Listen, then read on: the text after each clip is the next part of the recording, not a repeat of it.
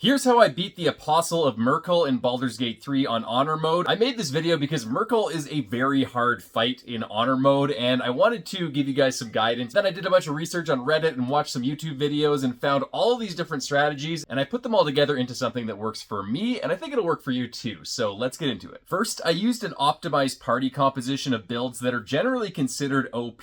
My Tav is a Blades Bard Archer with double hand crossbows. Basically, he uses the range slashing flourish to pump out a ton of extra attacks. I have a Thrower Barb with returning pike. This build uses the Tavern Brawler feat to do extra thrown damage, and the Berserker subclass to make use of enraged throws, which are basically an extra attack. I used a Light Cleric for access to darkness, which you'll need for the Myrkul fight, and fireballs, which are handy in this fight as well. And most importantly, an open hand monk for stunning strikes. This class is the most OP class in the game, and I highly recommend having one for Honor Mode. Mine had Tavern Brawler as a feat, and Dex and Wisdom as high as I could, and then I used Strength as a dump stat and set it to 8, and just drank potions of Hill Giant Strength each long rest to bump it to 21. You can find guides to all these builds on Reddit. I'll link them below if I can remember where I found them. You could also go with other OP builds. A big one is the Sorcadin, which is a Paladin Sorcerer multi-class. You basically build it around Divine Smites, and you use your Sorcerer spells to get extra Divine Smites, and also extra utility because you can Divine Smite and then attack from range with a whole bunch of different spells. Another OP build is the Gloomstalker Assassin, but I think that a Sorcadin would probably outperform both my Light Cleric and also the Thrower Barb because, as I'll talk about later, Myrkul is resistant to piercing damage, but not against bludgeoning damage, so it doesn't really help to have an Archer or Thrower Barb with a returning pike in this. But if you have a character that's maximized to pump out bludgeoning damage, like an open-handed monk or someone with a bludgeoning weapon, that helps a lot. Second thing I did is I camp casted Warding Bond on all of my characters from a separate character back in camp. You need to do this after the first Ketheric fight and before you jump into the Illithid colony because you won't be able to go back to camp after that. First, I re-spec'd 4 unused characters into Life Clerics, and I used them to cast Warding Bond, Aid, Poison Resistance, and Freedom of Movement on each of my characters. Each character had their own Life Cleric back in camp who cast Warding Bond on them,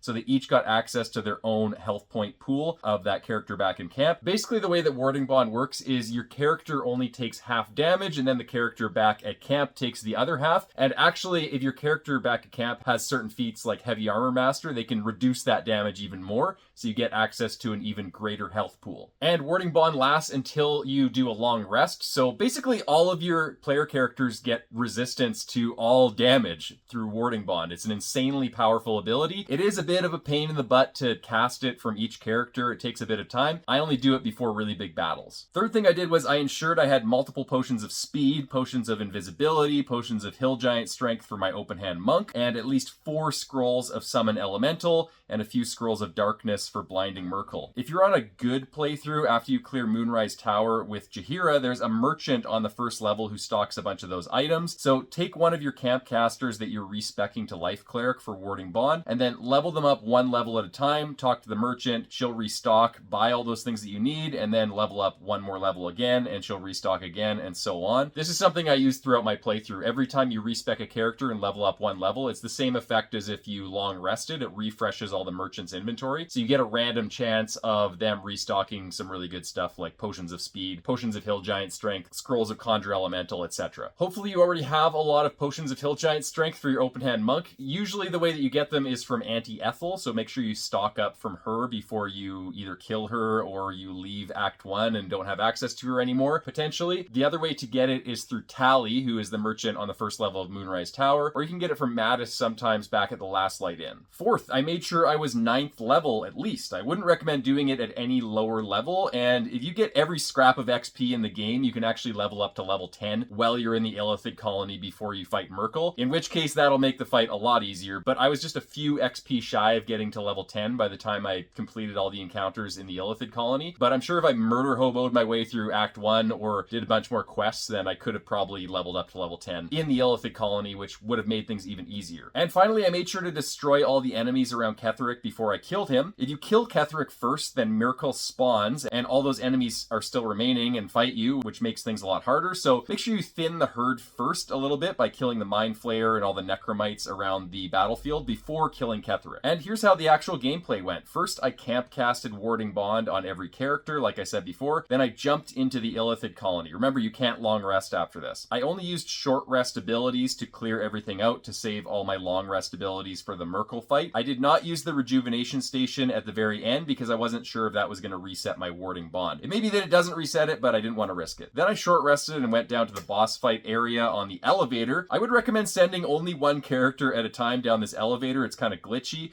Karlach glitched out and fell through the bottom of it and died. So if all of your characters glitch out and then fall through this elevator, that's basically the end of your honor mode run. Now before the fight, each character summoned an elemental. I found the air elemental was the best because of its ranged attack. And then everyone drank an invisibility potion and snuck into different positions. I snuck one character up to Dame Aelin to release her as soon as the fight started. Then I triggered the fight, ignored Ketheric while I cleared out the Mind Flayer and the other enemies around him. Then I killed Ketheric and Myrkul spawned. I immediately hit him with a darkness spell, just enough to cover him, but not anyone attacking him. Then I used my open hand monk to attempt to stun him each turn. It's really hard to stun him because he has legendary resistances, but it's worth it when you get them on him because if you get him to miss at least one turn, then that open hand monk really paid for himself. Meanwhile, all of my summons targeted all the necromite eggs or whatever they're called to destroy them before they popped. If the necromites get out of those eggs, they can run over to Myrkul and heal him, which causes all kinds of mayhem, but I found all of my summons could easily destroy the eggs before they hatched. One more thing I should have done, and I noted this earlier in the video, I should have equipped my thrower barb with some bludgeoning weapons like throwing hammers because Myrkul is resistant to piercing weapons but not bludgeoning weapons, and I probably should have equipped my Tav with like a hammer or a maul or some bludgeoning weapon and just went in melee because his ranged piercing arrow attacks were not very effective. But despite my PCs not being totally optimized for this fight, with all the different strategies that I used, it kind of trivialized the fight and it made it so all of my PCs barely lost any health and I killed Myrkul quite easily, and I hope that you guys can do the same. Until next time, happy gaming.